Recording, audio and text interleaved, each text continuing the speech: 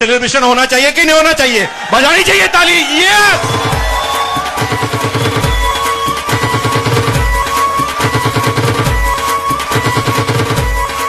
Thank you, बहुत बहुत धन्यवाद आप।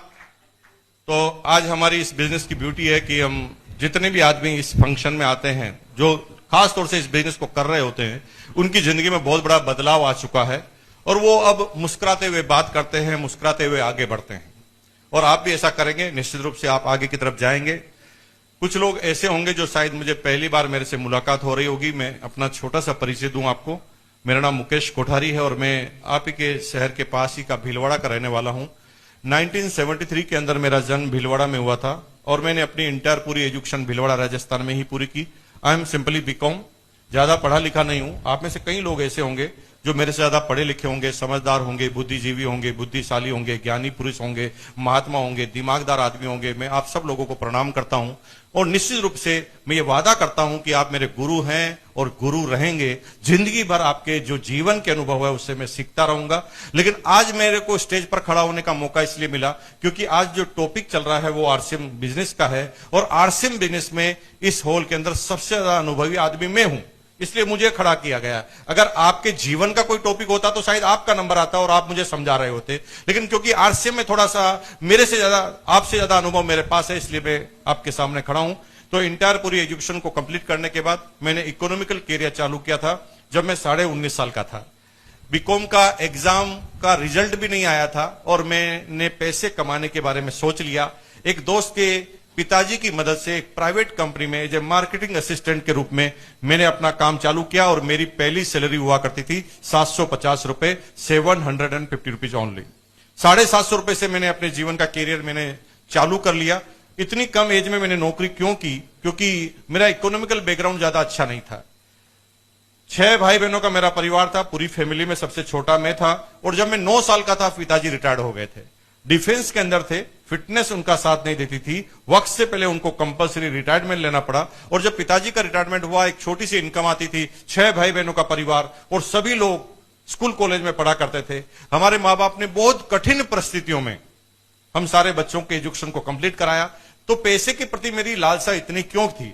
इसलिए थी कि जब भी मैं परिवार में कोई भी तनाव देखता था, जब छोटा था ज्यादा समझता नहीं था, लेकिन तनाव देखता था परिवार में तो उसकी वजह मुझे समझ में आती थी पैसा है।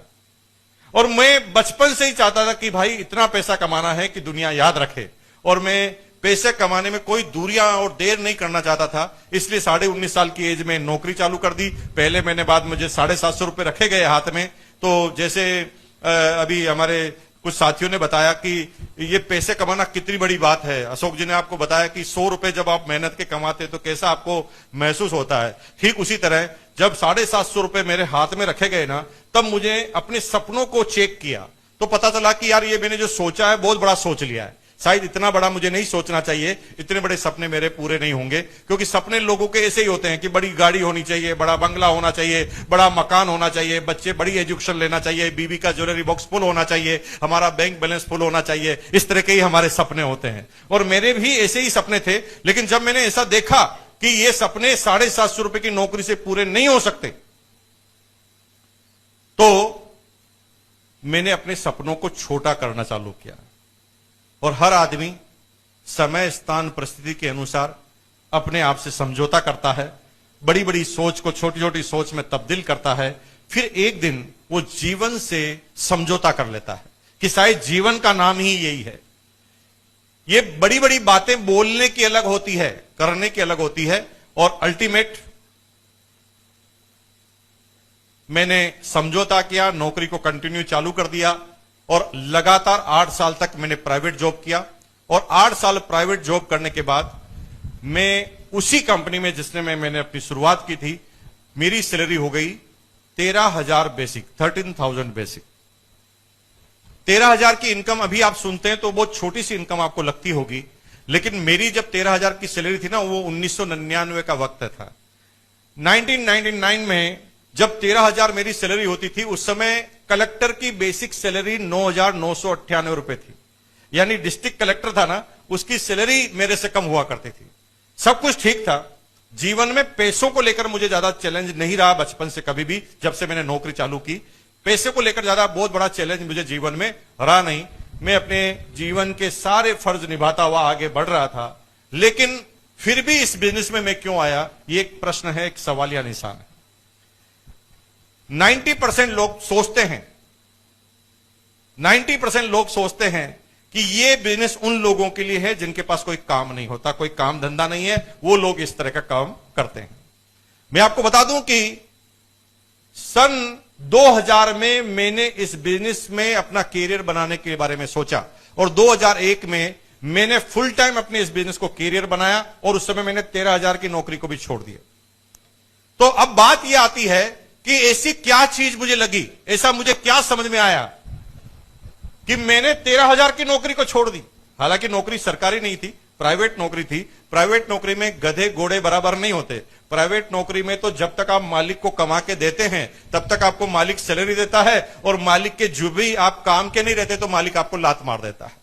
तो बात एक समझ में आई कि उस बिजनेस में, उस नौकरी को जब मैं कर रहा था, जब सब कुछ ठीक था, तो मैं इस बिजनेस में फुल टाइम क्यों आया। मेरे भाई, सबसे पहली एक चीज मुझे बार बार परेशान करती थी अपनी नौकरी के दौरान, वो ये थी कि मुझे खुलकर काम करने का कोई भी अधिकार नहीं था। मेरे ऊपर एक बॉस था, बॉस के ऊपर एक बॉस था, उस बॉस के ऊपर भी एक बॉस था, और उस बॉस के ऊपर एक मालिक था। यानी मैं जिस पोजीशन पर था वहां मेरे 4 बॉस हुआ करते थे, और चारों बॉस बारी बारी से एक दूसरे के ऊपर भड़ास निकालते थे। मालिक सबसे वाले बॉस की कान खींचता तो नीचे वाला उसके नीचे वाले की खींचता, नीचे वाला उसके नीचे वाले की खींचता, और सबसे लास्ट में मैं बसता। तो मेरा बॉस भी मुझे बुलाता, वो जो ही मुझे केबिन में बुलाता मुझे समझ में आता कि शायद ये डांट खा के आएगा, ये डांट खा के आया है, मुझे भी कुछ न कुछ पकड़ के कुछ बोलेगा। और मुझे केबिन में बुलाकर वो डांटता था, वो कहता, मुकेश कितनी बार कह दिया दिमाग मत लगाओ, दिमाग मत लगाओ। इंसान और गधे में अंतर क्या है पहले बताओ? सिर्फ दिमाग का ही है। और इंसान को यह कह रहा कि दिमाग मत लगाओ, तो दिमाग गधा लगाएगा।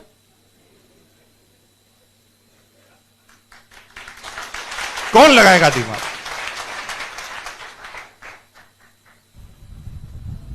काम तो गधा भी करता है भाई। देखो, रात को गधा भी सोता है, सुबह गधा भी उठता है। आदमी को देखना, आदमी जो जो करता है वो सारा गधा करता कि नहीं करता चेक करना है। रात को गधा सोता है, इंसान भी सोता है। इंसान सुबह उठता है, गधा भी उठ जाता है। इंसान को भी काम धंधे के लिए तैयार किया जाता है, गधे को भी मक्खन पॉलिश की जाती है, मालिक करता है। फिर उसको भी नाश्ता कराया जाता है चारा वारा खिलाकर, इंसान को भी नाश्ता करवाया जाता है। फिर गधा भी काम पे चला जाता है और इंसान भी काम पे चला जाता है। पूरे दिन भर काम करके गधा भी पैसे कमा के लाता है और इंसान भी पैसे कमा के लाता है। तो अंतर क्या हुआ बताओ? एक ही अंतर है, सारे काम तो गधे भी कर रहा है, लेकिन इंसान जो कर रहा है उसमें थोड़ा अंतर है। और ये आदमी मुझे क्या कह रहा है? दिमाग मत लगाओ। अरे भाई, दिमाग दिया है भगवान ने, मुझे लगाने के लिए ही दिया होगा शायद, और ये कह रहा दिमाग मत लगाओ। खुलकर काम करने की आजादी नहीं। मैं जब भी अपना टारगेट पूरा करता था तो शाबाशी मेरे बॉस को मिलती थी। उस आदमी का काम करने वाला मैं इंसान होता था, लेकिन मुझे कोई अप्रिशिएट करने वाला नहीं होता था। मुझे लगता था कि नहीं, मुझे कुछ ऐसा काम करना पड़ेगा जो मैं अपने दम पर कर सकूं, जिसकी हर क्रेडिट मुझे मिले, जो भी काम करूं जिसकी शाबाशी मुझे मिले, जिसका रिजल्ट मुझे मिले। और इस दौरान मैं नौकरी के साथ छोटे छोटे कई तरह के बिजनेस करने के बारे में मैंने सोचा, और मैं आपको बता दूं कि मैंने 50 तरह के बिजनेस नौकरी के साथ चुप चुप कर किए। 50 टाइप ऑफ बिजनेस। बॉस को कभी पता नहीं चलने दिया, सिर्फ सोचता था कि इस काम को मैं करूंगा, ये काम सेट हो जाएगा तो मैं नौकरी छोड़ दूंगा। और 50 तरह के मैंने कर डाले, लेकिन सेट नहीं हुआ कहीं पर। कभी मुझे एक कंपनी कलकत्ता भेजती थी टूर के लिए, मार्केटिंग के लिए। मैं कलकत्ता में जाता था, शाम को 6 बजे मार्केट बंद हो जाता था, मैं मार्केट में निकल जाता था, यह पता करने कि ऐसा क्या होता है कलकत्ता में जो मेरे भिलवाड़ा में नहीं होता। और यहां की चीज अगर मैं वहां ले जाकर काम कर दूं तो हो सकता है कि मेरे हाथ में बिजनेस आ जाए और मैं सक्सेस हो जाऊं। तो कभी मैं सीडी प्लेयर 4000 का लाकर 5000 में भिलवाड़ा में बेच देता था। कभी 400 रुपए का हेनरी हिल का शर्ट लाकर मैं 500 रुपए में बेच देता था। इस तरह के 50 तरह के कारोबार किए, लेकिन किसी भी कारोबार में जो अचीव करना चाहता था वो मुझे नहीं हो रहा था। हर कारोबार में कोई ना कोई समस्याएं होती थी। किसी को सीडी प्लेयर देता था दिखाने के लिए, सामने वाला खूब सारी फिल्में देख लेता था और शाम को आके कहता था समझ में नहीं आया, ले लो। किसी को शर्ट देता था, वो शर्ट लेना किसी फंक्शन में पहन के चला जाता था और फंक्शन खत्म होकर वापस कह देता था यार ये तो कलर ही समझ में नहीं आया, वापस ले लो। हर समस्या बहुत सारे बिजनेस में। आप भी जिस बिजनेस को करते हैं उसकी अलग समस्याएं होंगी। मैं जिस बिजनेस को करता था मेरी अलग तरह की समस्याएं थी और अल्टीमेट मैं अपने मकसद में कामयाब नहीं हो पा रहा था कि मुझे जो काम करना है अपने हिसाब से वो मुझे मिलेगा कि नहीं मिलेगा। तभी अगस्त 2000 में मेरी कंपनी में मेरे बॉस ने, जैसे आज आपको यहां मीटिंग में इनवाइट किया गया, मुझे भी इनवाइट किया गया। और जैसे एक नया आदमी आकर बैठता है जिसको कुछ ज्यादा पता नहीं होता, कितने नए आदमी पहली बार आए हैं मीटिंग में? ओह, काफी लोग हैं। तो बहुत सारे जो नए आदमी आते हैं उनको ज्यादा समझ में नहीं आता कि यार कर क्या रहे हैं, काम की बात क्यों नहीं करते। बार बार कहते हैं इसके लिए ताली बजाओ, उसके लिए ताली बजाओ। अरे मैं क्या ताली पीटने के लिए आया हूं और कोई काम धंधा नहीं है क्या मेरे पास, और इसके लिए ताली मैं क्यों बजाऊं? 50 तरह के चैलेंज होते। और मैं आकर चुपचाप आकर बैठ गया। ये बात मैं इसलिए बता रहा हूं कि आप और मेरे में क्या समानता है वो मैं बताना चाह रहा हूं आपको। आगे की चेयर खाली थी, फिर भी मैं पीछे की चेयर पर जाके बैठा, क्योंकि पीछे वो लोग बैठते हैं जो समझदार किस्म के लोग होते हैं और मैं उनमें से एक था। पीछे बैठने वाले आदमी पीछे इसलिए बैठते हैं ताकि कभी भी उठ के जा सकते हैं, है ना। आगे बैठेंगे तो सबके सामने से निकलना पड़ता है और पीछे चुपचाप एक बार टर्न ही मारना पड़ता है, बाहर से बाहर निकल जाओ। जो जितने भी स्मार्टनेस एक आम आदमी में होती है ना वो सारी मेरे अंदर थी। और मैं पीछे जाकर बैठ गया और वहां कुछ बताया जा रहा था। 1-1.5 घंटे तक तो समझ में नहीं आया। बार बार एक ही बात कर रहे थे कि ये अब नया आ गया इसके लिए ताली बजाओ, अब ये उल्लू आ गया इसके लिए ताली बजाओ, ये आ गया इसलिए बजाओ ताली। ताली ताली मैंने एक भी नहीं बजाई। तो आप भी नहीं अगर ताली नहीं बजा रहे हैं तो कोई टेंशन की बात नहीं है। मैं बिना ताली बजाए यहां आ गया। तो आप ये मत मानना कि ताली बजाओगे तो ही कामयाब हो जाओगे, कोई फर्क नहीं पड़ता। ताली बजाओ या ना बजाओ, कामयाबी तालियों से कोई निर्धारित नहीं होती। तालियां क्यों बजाते हैं? 90% लोगों को पता ही नहीं तालियां क्यों बजाते हैं। वो सोचते हैं कि तालियां बजाने से सामने वाला खुश होता है। नहीं, ये गलती है आपकी। होता होगा, जो होता है वो भी गलत है, जो बजा रहा है वो भी गलत है। तालियां होती है हमारा ये जो शरीर है ना, इसके ऊपर एक कंप्यूटर लगा हुआ है। इसकी इतनी मेमोरी है, इसके बारे में सर्वे किया, 3 करोड़ जीबी के बराबर मेमोरी इसकी। कितनी? 3 करोड़। ये साइंटिस्ट वहां तक पहुंचे हैं जहां तक मैं बता रहा हूं, 3 करोड़ जीबी तक की तो इसकी मेमोरी कार्ड है इसके अंदर पूरा का पूरा। अब कंप्यूटर में जब भी कोई चीज आपको अंदर डालनी होती है तो लास्ट में सब फीड करके आपको इंटर दबाना पड़ता है, इंटर है, तो आपकी मेमोरी में चला जाता है। ठीक उसी तरह हमारे शरीर में क्या चीज जानी चाहिए, हमारे दिमाग में क्या चीज जानी चाहिए और क्या नहीं जानी चाहिए, यह इंटर पर डिपेंड करता है। हेलो, अब इंटर, अब देखो आप शरीर के, मैं बताता हूं प्रोसेस कैसे करता है। हालांकि मैं बिजनेस की बात करने आया हूं, लेकिन थोड़ा सा एक जनरल नॉलेज की बात करके मैं सीधा बिजनेस की बात करूंगा आपके बीच में। जैसे यहां से आप जाएंगे 4 किलोमीटर दूर आपका घर है, वहां पर यस, आपकी आंखें खुली रहेगी, आपका दिमाग खुला रहेगा और आप जैसे जैसे पैदल जाते रहेंगे आप क्या देख रहे हैं कि कितनी गाड़ियां आ रही, कितने आदमी जा रहे हैं, किसकी शक्ल क्या है, कितने कलर क्या है, किसने क्या पहना हुआ। और आप यहां से वहां तक घर तक जाएंगे। घर पर जाने के बाद अगर आपसे कोई पूछ ले कि भाई तू हॉल से आया घर पर, तुझे कितने आदमी मिले, कितने नंबर की बसें मिली, कितनी गाड़ियां मिली, उनका नंबर क्या था, कौन कौन आदमी, किसने दाढ़ी बनाई हुई थी, किसने दाढ़ी नहीं बनाई थी, किसने कौन से कलर का शर्ट पहना है, आप याद रख पाएंगे क्या? क्यों? इस भगवान ने, इस अल्लाह ताला ने आपको एक प्रोसेस दिया।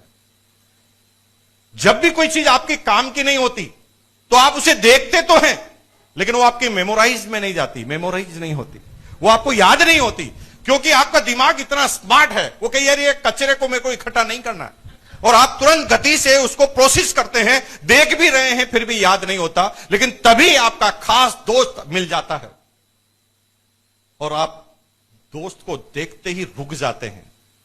रुकने का मतलब हो गया इंटर। और जब दोस्त से मिलते हैं तो आपको यह पता रहता है कि दोस्त ने आज कौन से कलर की शर्ट पहनी थी, दोस्त ने आज दाढ़ी बनाई थी कि नहीं बनाई थी, दोस्त कौन से कलर की कार लेकर आया था, दोस्त की कार का नंबर क्या था। यहां पर जहां पर आपने इंटर मारा वो आपको बात याद है, और जो चीज इंटर नहीं मारी वो आपको याद नहीं है। तो जब भी ताली बजानी है तो उसका सिंपल सा लॉजिक है, जब भी कोई चीज आपको मन से लगे